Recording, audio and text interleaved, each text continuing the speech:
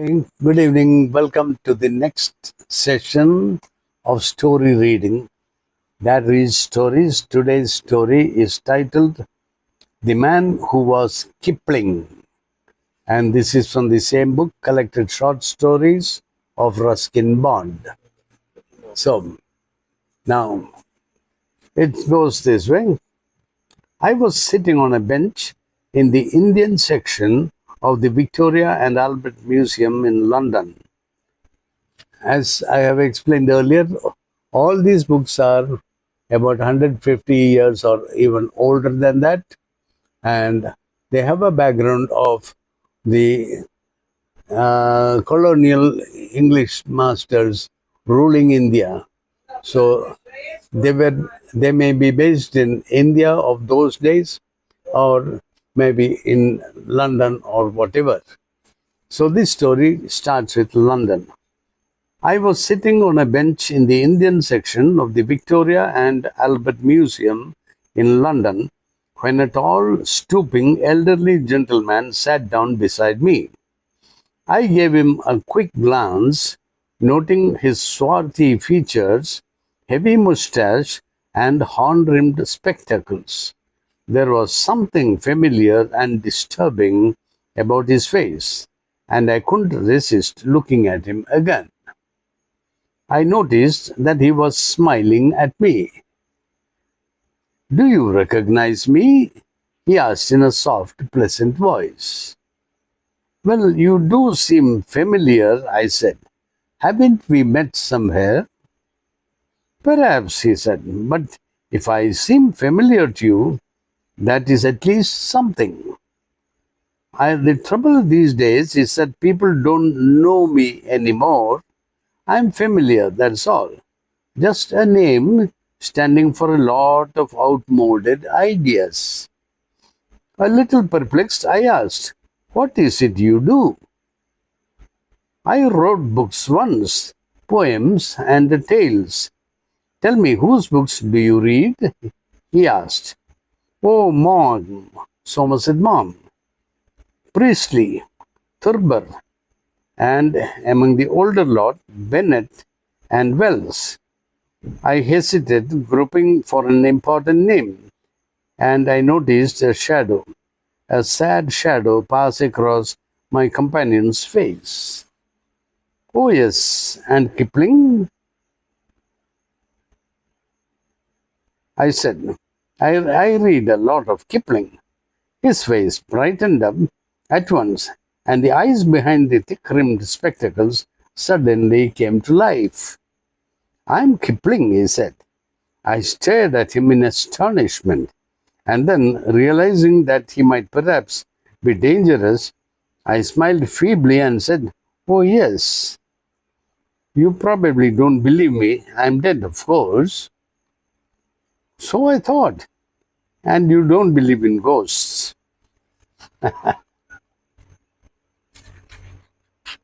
"Not as a rule," I said. "But you'd have no objection to talking to one if he came along." "I would have no objection. But how do I know you are Kipling? How do I know you are not an impostor?" "Listen then. When my heavens were turned to blood, when the dark had filled my day, furthest but most faithful stood that lone star I cast away. I had loved myself, and I have not lived and dare not die. Once," he said, gripping me by the arm and looking me straight in the eye, "once in life I watched a star, but I whistled her to go." "Your star hasn't fallen yet," I said, suddenly moved, suddenly quite certain that I sat beside Kipling. "One day, when there is a new spirit of adventure abroad, we will discover you again." "Why have they heaped scorn on me for so long?" he asked. "You are too militant, I suppose. Too much of an empire, uh, too much of an empire man. You were too patriotic for your own good." He looked a little hurt. I was never very political, he said. I wrote over 600 poems, and you could only call a dozen of them political. I have been abused for harping on the theme of the white man's burden, but my only aim was to show off the empire to my audience. And I believed the empire was a fine and noble thing. Is it wrong to believe in something? I never went deeply into political issues. That is true. You must remember, my 7 years in India were very youthful years. I was in my 20s, a little immature, if you like, and my interest in India was a boy's interest. Action appealed to me more than anything else. You must understand that. Sorry. No one has described action more vividly or India so well. I feel at one with Kim whenever he goes along the Grand Trunk Road in the temples of Banaras amongst the Saranpur fruit gardens on the snow-covered Himalayas. Kim has color and movement and poetry.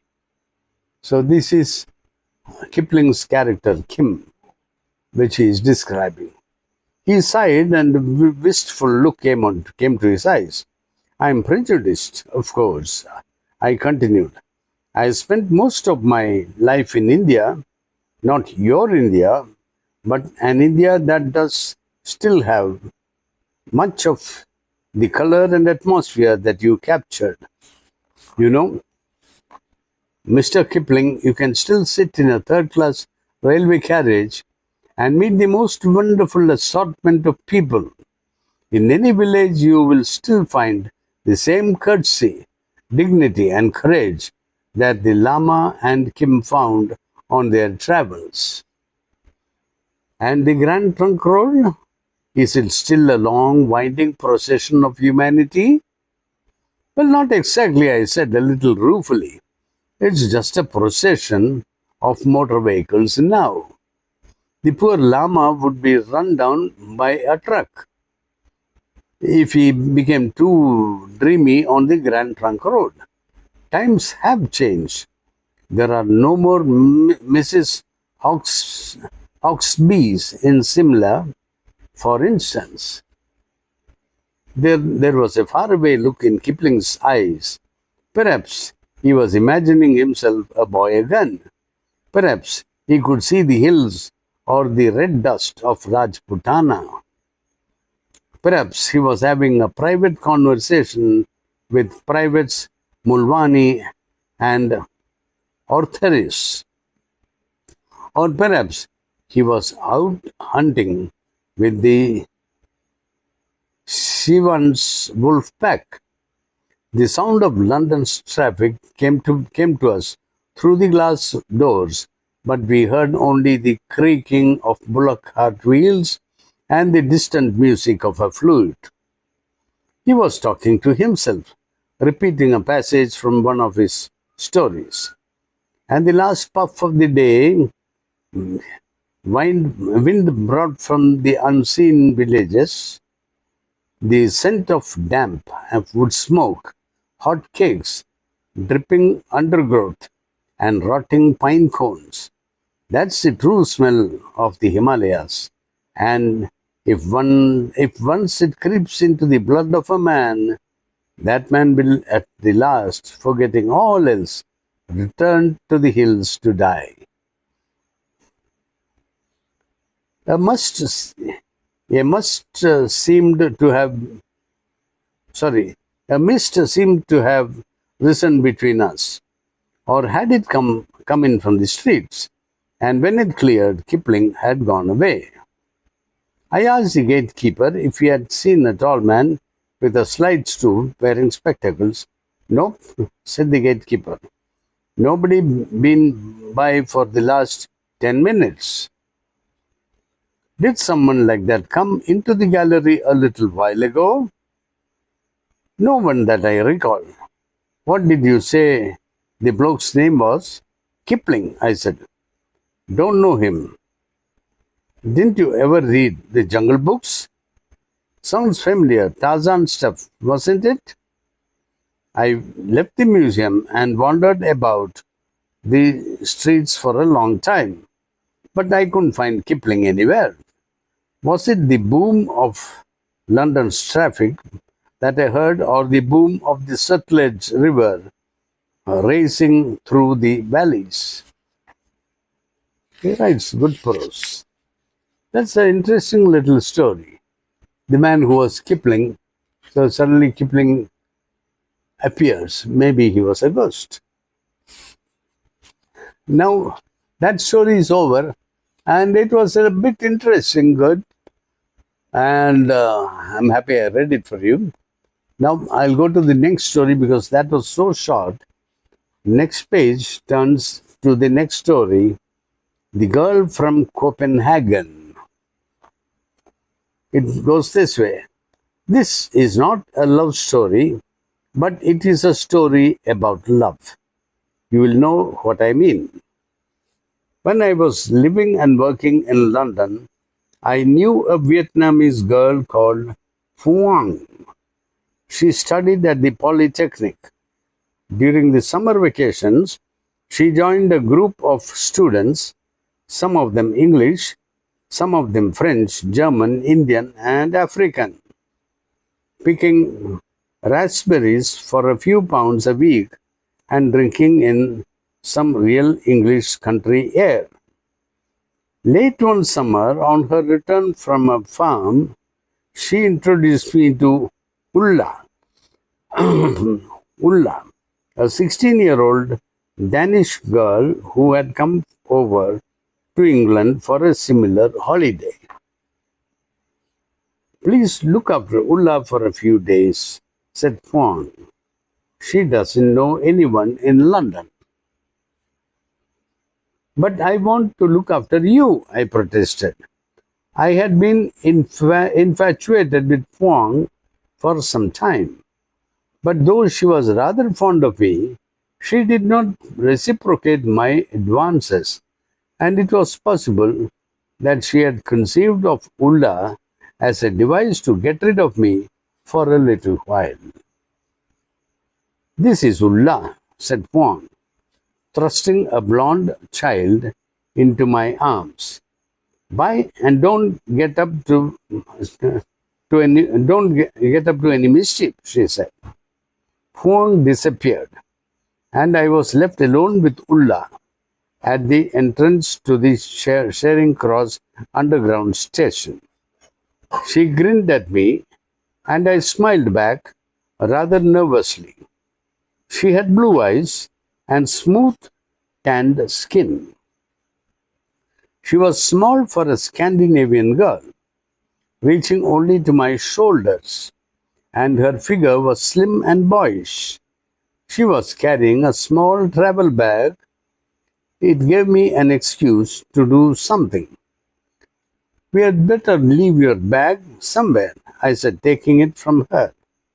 And after depositing it in the left luggage office, we were back on the pavement, grinning at each other. Well, Ulla, I said, how many days do you have in London? Only 2, she said. Then I go back to Copenhagen. Good. Well, what would you like to do? Eat. I'm hungry, she said. I wasn't hungry, but there's nothing like a meal to help two strangers grow acquainted. We went to a small and not very expensive Indian restaurant off Fitzroy Square and burnt out tongues on an orange-colored Hyderabad chicken curry.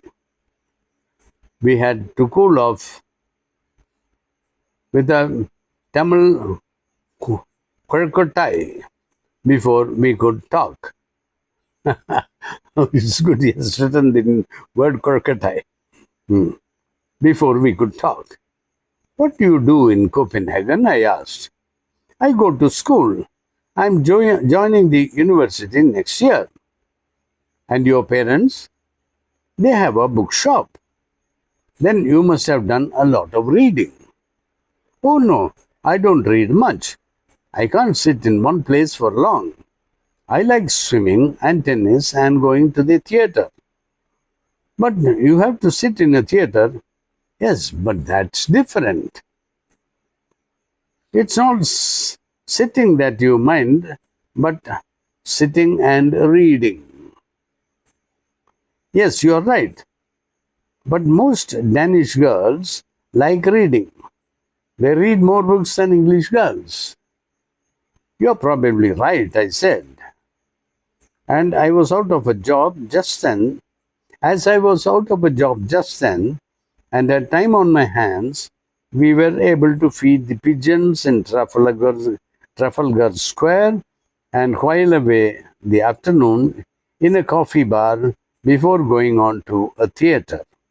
Ulla was wearing tight jeans and an abbreviated duffel coat, and she had brought little else with her. She wore this outfit to the theatre.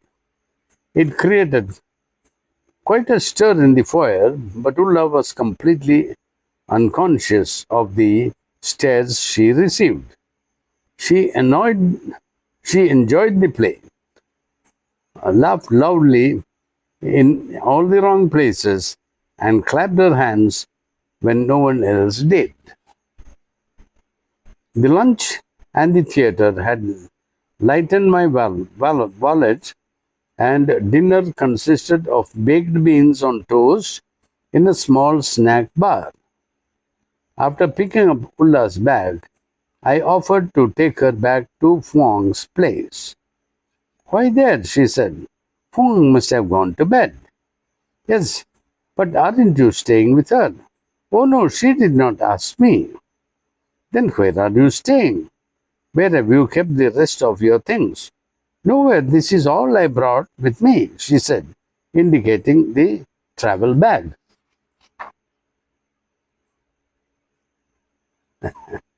That's interesting. Well, you can't sleep on a park bench, I said. Shall I get you a room in a hotel? I don't think so. I have only the money to return to Copenhagen. She looked crestfallen for a few moments. Then she brightened and slipped her arm through mine. I know, I'll stay with you. Do you mind? No, but my landlady, I began. Then stopped. It would have been a line. It would have been a lie. My landlady, a generous, broad-minded soul, would not have minded in the least. All right, I said, I don't mind. When we reached my room in Swiss Cottage, Ulla threw off her coat and opened the window wide. It was a warm summer night, and the scent of honeysuckle came through the open window. She kicked her shoes off and walked about the room barefoot. Her toenails were painted a bright pink. She slipped out of her blouse and jeans and stood before the mirror in her lace pants. A lot of sunbathing had made her quite brown, but her small breasts were white. She slipped into bed and said, Aren't you coming? I crept in beside her and lay very still while she chattered on about the play and the friends she had made in the country. I switched off the bed lamp and she fell silent. Then she said, Well, I'm sleepy. Good night. And turning over, she immediately fell asleep. I lay awake beside her, conscious of the growing warmth of her body. She was breathing easily and quietly. Her long golden hair touched my cheek, I kissed her gently on the lobe of the ear, but she was fast asleep. So I counted 862 Scandinavian sheep, Scandinavian sheep, and managed to fall asleep. Ulla woke fresh and frolicsome. The sun streamed in through the window, and she stood naked in its warmth, performing calisthenics. Calisthenics. I busied myself with the breakfast. Ulla ate 3 eggs and a lot of bacon and drank 2 cups of coffee. I couldn't help admiring her appetite. And what shall we do today? I asked, her blue eyes shining. They were bright blue eyes of a Siamese kitten. And what shall we do today? She asked, her blue eyes shining. They were the bright blue eyes of a Siamese kitten. I am supposed to visit the employment exchange, I said. But that is bad. Can't you go tomorrow after I have left? If you like, I like. And she gave me a swift, unsettling kiss on the lips. We climbed Primrose Hill and watched boys flying kites. We lay in the sun and chewed blades of grass, and then we visited the zoo where Ulla fed the monkeys. She consumed innumerable ices. We lunched at a small Greek restaurant, and I forgot to phone Fuyong. And in the evening, we walked all the way home through scruffy Camden Town, drank beer, ate a fine greasy dinner of fish and chips, and went to bed early. Ulla had to catch the boat train the next morning. It's been a good day, she said. I would like to do it again tomorrow. But I must go tomorrow, she said. But you must go, yes. She turned her head on the pillow and looked wonderingly into my eyes, as though she was searching for something. I don't know if she found what she was looking for, but she smiled and kissed me softly on the lips. Thanks for everything, she said. She was fresh and clean, like the earth after spring rain. I took her fingers and kissed them, one by one. I kissed her breast, her throat, her forehead, and making her close her eyes, I kissed her eyelids. We lay in each other's arms for a long time, savoring the warmth and texture of each other's bodies. Though we were both very young and inexperienced, we found ourselves imbued with a tender patience, as though there lay before us not just this one passing night, but all the nights of a lifetime, all eternity. There was a great joy in our loving, and afterwards we fell asleep in each other's arms like two children who have been playing in the open all day. The sun woke me the next morning. I opened my eyes to see Ulla's slim bare leg dangling over the side of the bed. I smiled at her painted toes. Her hair pressed against my face, and the sunshine fell on it, making each hair a strand of burnished gold. The station and the train were crowded, and we held hands and grinned in at each other, too shy to kiss. Give my love to Fawn, she said. I will, I said. We made no promises of writing or of meeting again. Somehow our relationship seemed complete and whole, as though it had been destined to blossom for these 2 days. a courting and a marriage and a living together had been compressed perfectly into, into one summer night. I passed the day in a glow of happiness. I passed the day in a glow of happiness. I thought Ulla was still with me, and it was only at night when I put my hand out for her and did not find her that I knew she had gone. But I kept the window open all through the summer, and the scent of the honeysuckle was with me every night. So that is the story of the girl from Copenhagen. That's a little story, neither here nor there, but it was interesting.